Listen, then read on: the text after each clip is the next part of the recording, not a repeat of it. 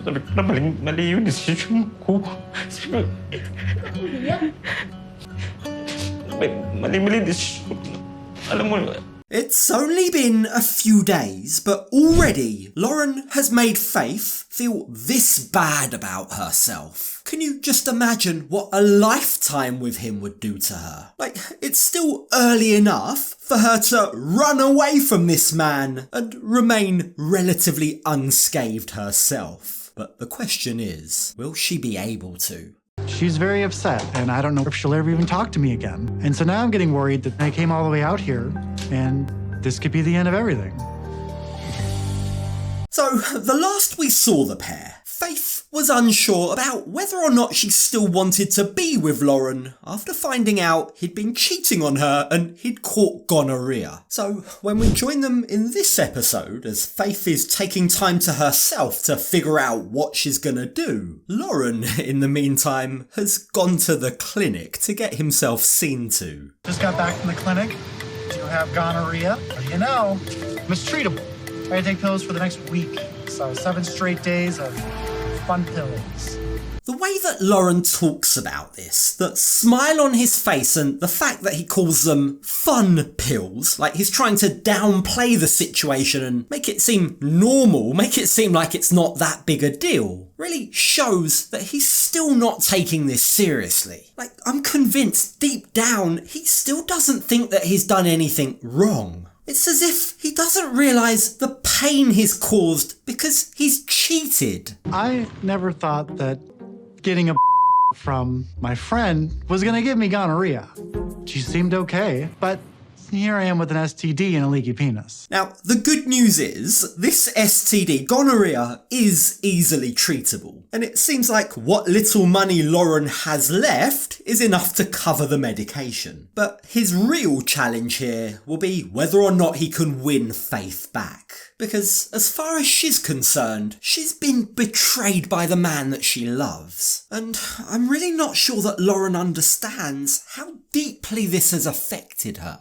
She's the one upset, so ultimately she's in control of all of it. The last I left off with Faith, she said she wanted space, and I haven't seen her or spoken to her since yesterday. He's really trying to present himself as the victim here. She's the one that's upset, he says, as if he isn't upset. I haven't seen her since yesterday. She's the one in control, he says. But you know what would help, Loren? Maybe wipe that smug smile off your face. Like, he's presenting himself as being totally helpless, as if he's done all he could possibly do to make it up to her. But need I remind you, he hasn't even apologised yet. At no point yesterday did he even say, "I'm sorry." She's very upset, and I don't know if she'll ever even talk to me again. And so now I'm getting worried that I came all the way out here, and this could be the end of everything.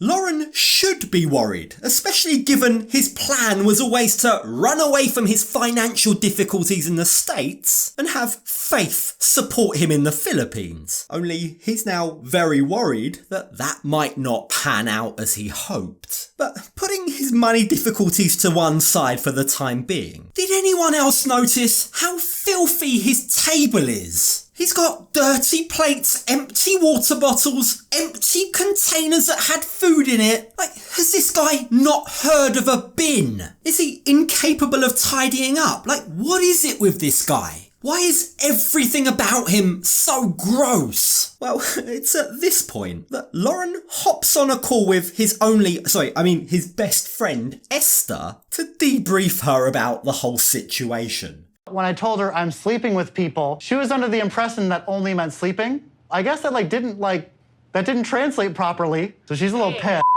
It says everything you need to know about this man, that even whilst talking to his best friend, Loren still can't be honest. Like, he's trying to frame this as though it's somehow been lost in translation. But the truth is, he's known all along. He told us from the very start that he knew Faith didn't know. He knew that she wouldn't be happy with it. But the thing is, Loren, no one's buying your feeble excuse. Not us and not Esther. In fact, she completely understands why Faith has reacted the way that she has. She needs some space. She doesn't want to see me right now.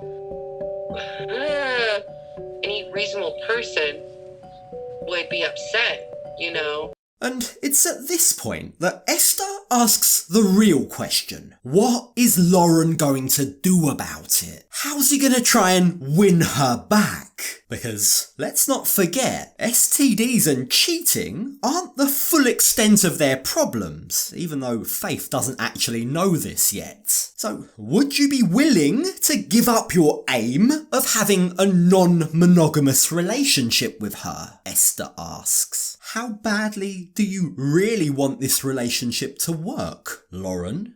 If Faith is your one true love and she wants to be exclusive and that's a deal breaker, are you going to be okay not exploring other people? Now, let's not forget that Loren has been open about his plans to hopefully marry Faith and then push her, his words, push her into an open relationship. But given how strongly Faith has reacted to finding out that Loren's been sleeping with other people, he now seems seemingly willing to sacrifice his goal. Yeah, what a kind, selfless man he is. I feel like if you love each other enough and your relationship is strong, then sleeping around shouldn't be an issue for each other. But at this point, I can tell that Faith sees monogamy as a very serious thing, and I don't want to lose her. If she really loved me, he's trying to make out, then it shouldn't be a problem that I'm sleeping around. Like, this is expert level attempts at deflection here, isn't it? I'm such a good guy. I love her so much that if I really have to, then I guess I can stop sleeping around. As if somehow he's doing some great ginormous big sacrifice for her. I mean, come on. Is anyone buying this shit?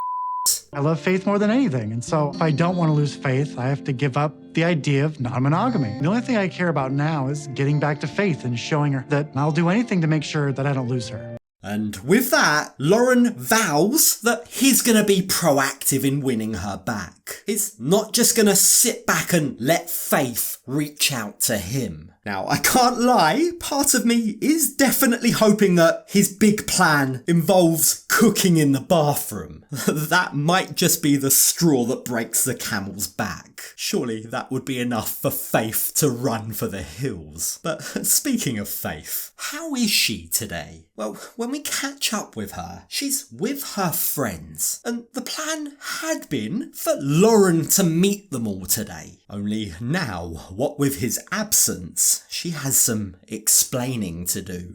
Kamusta na, Joanne? Anong pili? May apam? Okay lang. Paano okay lang?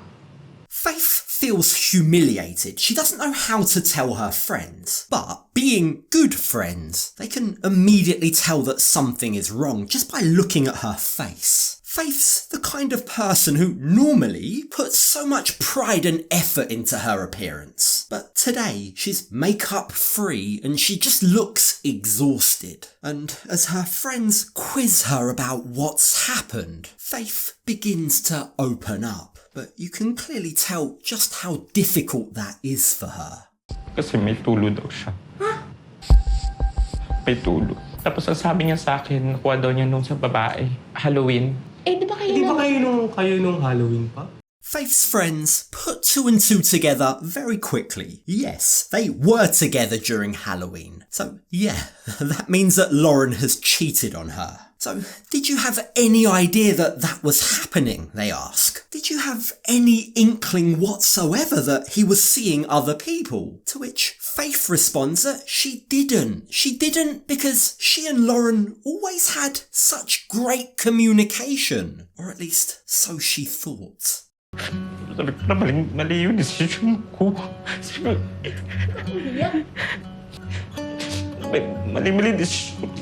Alam mo, Faith's heart has been broken once again, just like it has been so many times in the past. And at this point, she's feeling regret. She regrets investing so much time, energy, and love into Loren. Now, it's important to note, right, that this isn't about the STD. I mean, we know that it's an issue, right? There is a stigma that comes with that. But what's hurt her the most is that Loren has betrayed her trust. It's how easily he's lied to her and how little remorse he seems to have. This is exactly what I was worried about with having a boyfriend, that I would end up heartbroken. And now, Loren has broken my heart.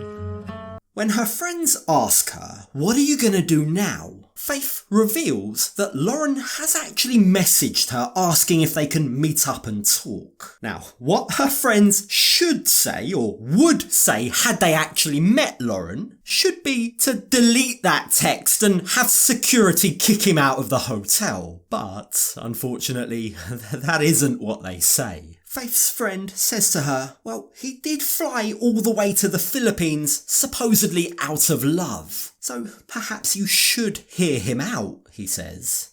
So baka naman talagang mahal ka niya. Kasi hindi naman niya, kung di ka naman niya mahal, hindi naman niya aaminin sa'yo na meron siyang STD. Now, I think this is the opportune moment to remind everyone that in many countries, including the Philippines, it's actually illegal to have sex with someone whilst knowing that you have an STD. Loren, by his own admission, knew there was gunk coming out of his penis, yet had been heaping pressure on Faith to stay in the same bedroom as her. So, yeah, while her friend might choose to see Loren coming clean about his STD as proof that he somehow loves her, the truth is, if he hadn't, it could have been a crime. And frankly, Loren's actions are more than enough for another of Faith's friends. She's heard all that she needs to about this guy. Kaya mo hiwalayan mo. Makipag-sex siya sa ibang babae. Basta nagugulit ako. Kung karelasyon ko yan, siguro talagang tumakbo na ako. Umalis na ako. Yes, Faith, listen to that friend. She's got the right idea. Like, you guys have only been chatting for 6 months. You might think that you love him, but you've only known him in person for a day or two. You can leave this relationship unscathed. But, unfortunately, to Faith, 6 months is a long time. It's long enough that she somehow feels like she owes it to Loren to hear him out. I need Loren to understand how much he hurt me. But I'm not sure if Loren can fix this. I don't know if I can ever forgive him. Look, the truth is, this isn't just about the gonorrhea and the cheating, is it? It's about all the incessant lies. It's the lie about staying in the Philippines. It's the lie about his financial situation. He's lying about being homeless. I mean, their entire 6 months together, he barely seems to have told her the truth. The person Faith thinks she loves isn't the real Loren. And even if somehow she's willing to turn a blind eye to all of that, the fact still remains. I don't think Loren really feels like he's done that much wrong.